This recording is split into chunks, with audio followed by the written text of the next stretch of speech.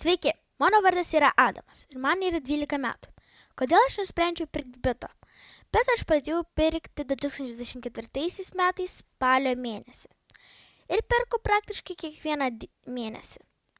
Aš iš viso esu nusipirkęs už $806. Gavęs dividendų iš viso $226. Jeigu parduočiau akcijas, dabar gaučiau $511.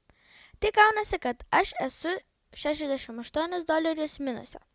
Bet jeigu aš palaukčiau kelis mėnesius, nieko nepirkęs, iš gaunamų dividendų, aš jau būčiau pliuse.